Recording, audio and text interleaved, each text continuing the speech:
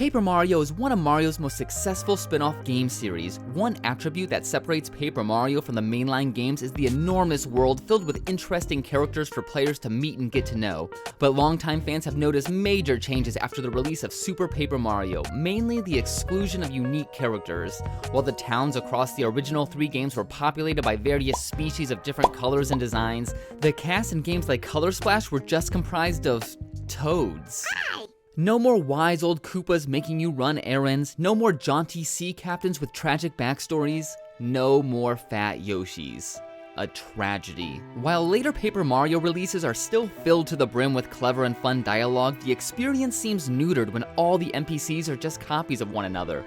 So what happened? Some say that the extreme deviation away from the Mario universe and Super Paper Mario is to blame, as the creators just went too far with the unique characters. I mean, seriously, what the hell is that? All these geometric shape-based characters, they were a little much.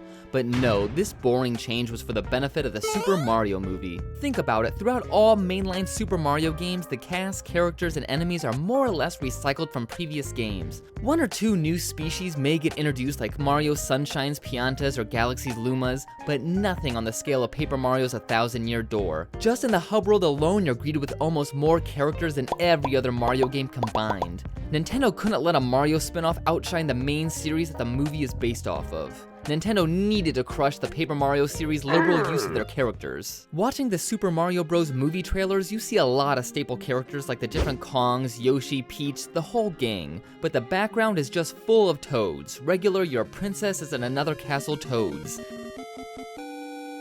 The most unique thing about the main toad in the Super Mario Bros. Movie trailer is that it carries around some backpack. That's nothing compared to Paper Mario's toads that live in the desert, are kung fu masters, or who are totally stylish. There might be some toads in the movie that wear glasses or have a hat on or whatever, but Illumination is just going to copy and paste the same model over and over again and then dress them up. Just look at Paper Mario Origami King, which does have a good number of unique toads, but they're all the exact same shape, height, build, you get it. You can put a wrench in its hand, but it's still a generic toad. Yet Paper Mario 64 and 1,000-Year Door break this mold. There's even a friggin' ghost toad, for crying out loud. And this issue isn't exclusive to toads. I doubt that the Super Mario Bros. Movie will include unique versions of Bowser's henchmen like Cowardly Koopas, Young Goombas, Elegant Boos, and Lakitus with attitude. Mainline Super Mario games and the Super Mario Bros. Movie don't need unique character designs. Mainline Super Mario games focus on platforming and collectibles like shines, moons, stars, etc. The story and characters hardly ever play a large role, excluding the library in Super Mario Galaxy. Mario! Objection! Overruled! And the Super Mario Bros. Movie has voice actors who breathe life into the generic Toads and Bowser minions. While looking identical, everyone can express themselves. I don't need a Goomba professor that has wild hair and thick glasses when the voice actor speaks elegantly intelligent. But that doesn't work for the Paper Mario series as pseudo-RPG. Players only read text on a screen. Imagine playing Final Fantasy, but every NPC looks like the default Krata character in Skyrim. Finally awake. Not very engaging. A character's looks contributes to its personality. In the Paper Mario series, characters can really only communicate through text, appearance, action, and music, with appearance being the most consistent visual. It's what we remember. Removing appearance erases the most important portion of a character's personality, thus severely affecting players' engagement. A character's appearance communicates so much about their mental state, socioeconomic background, and even if they're male or female.